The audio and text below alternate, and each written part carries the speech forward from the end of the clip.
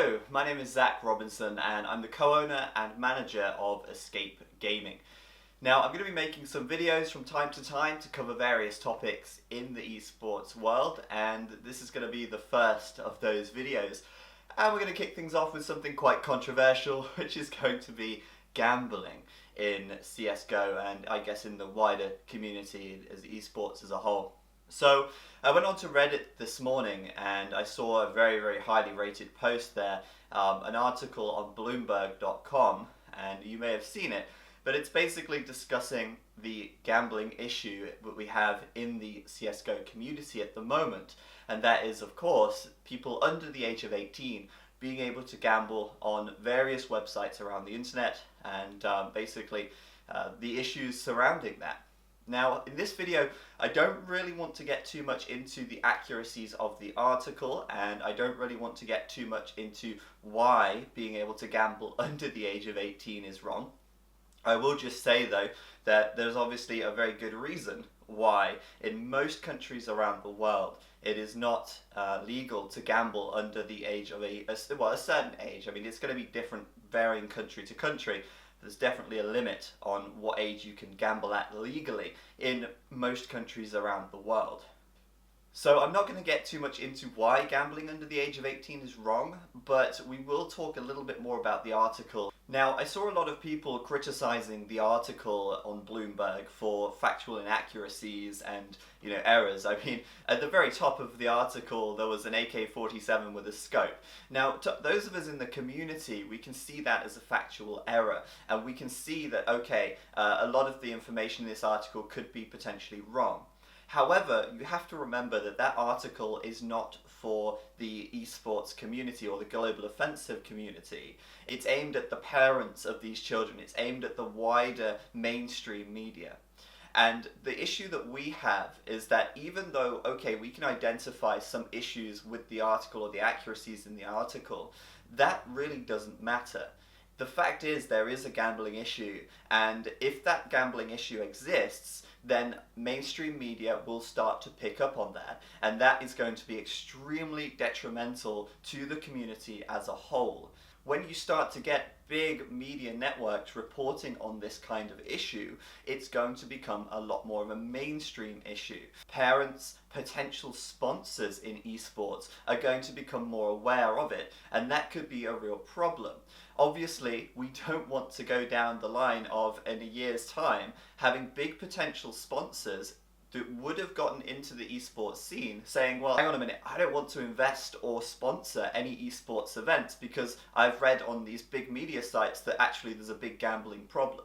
So whether or not some of the things in this article are accurate, the general message is that there is an issue with underage gambling in Counter-Strike and in the esports community as a whole, and that message is now starting to get out there. So as a community, it's in our best interest to curb this issue, make sure that people under the age of 18 cannot illegally gamble, and take responsibility for this before it blows up out of proportion perhaps, before it gets exaggerated by media, and before it becomes a wider problem which will affect the game going forwards, potentially leading to less sponsors, potentially leading to some big lawsuits to some of these gambling sites. So the question is, where do we look for these answers? Where do these solutions come from? Who will take responsibility for these actions?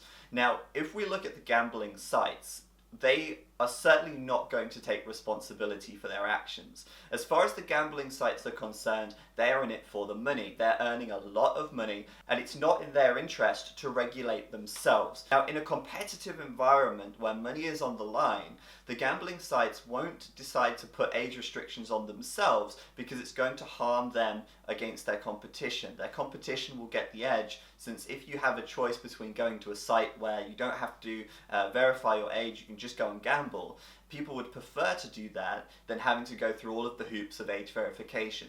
So I don't see the regulation coming from the gambling sites. So where are the other options there? Now for Valve, I would assume it's in their best interest to curb this underage gambling problem, because at the end of the day, it's about the integrity of their game. Now, Valve have a very hands-off kind of position on most things. They rarely get involved unless they really have to. And in my opinion, this is a situation where Valve should be getting involved. These gambling websites, they can only operate through using the Steam API. They can only operate by using Steam trading bots.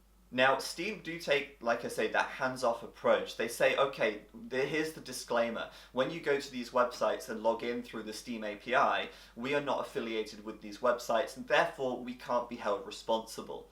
Now, that's obviously a very sensible thing, because if Valve could be held responsible for these gambling sites, they would certainly be doing something more about it.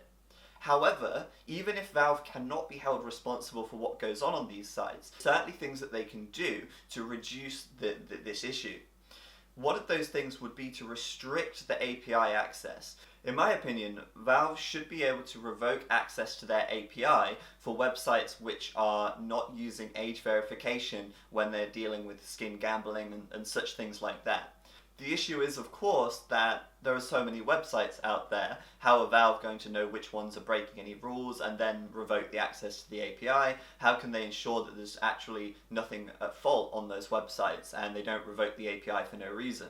It could be as simple as having a report this page option when you have to log in through Steam on their website. And of course, Valve could go and look at that site, figure out whether it's breaking any rules, and then they can revoke the access to the API, and essentially that site then wouldn't be able to function since you can't access your Steam inventory without the login. In my opinion, this would be one of the most direct and best ways to deal with this issue.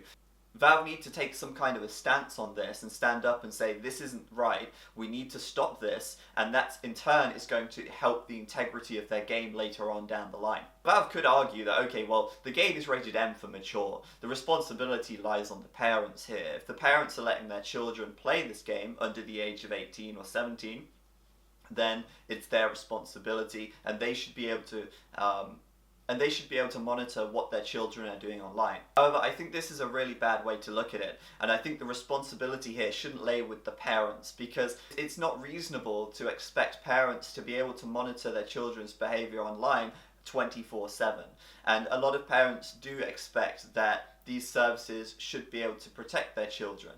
At the end of the day, if a 14-year-old was to go down the street and go to a shop and try to buy alcohol, it should be stopped by the cashier. It's not the parent's responsibility at that point if the child is away from their parent. And it's not reasonable to expect parents to be able to monitor their children 24/7. So the fourth and final place that we can look is the community as a whole. I personally think it's very irresponsible for big teams to partner with these gambling sites, knowing full well that they don't have age restrictions and there are a lot of issues surrounding the community at the moment with underage gambling. But herein lies the real problem. An organization only exists because the game has integrity and the game has the sponsors, the third-party sponsors, to put money into these big tournaments and create these big prize pools. An organization is only as successful as the game is successful. And if the game becomes unsuccessful because of a mainstream outrage at this issue, then the organizations themselves will no longer be able to make a profit or support themselves from the game, Counter-Strike in this case, if Counter-Strike loses its integrity in the mainstream. I think it's a huge ask to get the community to rally together and say no to this kind of thing and to actually do something about it and say no to these sponsorships, more to the point. But if that were to happen, then we could certainly start to see some change. And at least when the mainstream media looks on the scene, they see this as, okay, the big teams, the big organizations aren't endorsing this behavior. Actually, this is a problem that isn't so much linked to the core of the community, but a splintered off section that is ostracized and frowned upon by the main community. So there's some of my opinions on the topic. Feel free to agree or disagree, and please leave a comment underneath the video if you have anything else to add. I'd be very interested to see where this goes, and I can say that as an organization, our organization will not be partnering with any gambling websites that don't use age verification because we just don't think it's the right thing to do. We think it's an irresponsible thing to do, and we want the integrity of Counter-Strike to stay so that we can actually continue to see the growth in the scene and not get swamped down by the mainstream criticism of this underage gambling problem. So thank you guys for watching, and I'll see you next time.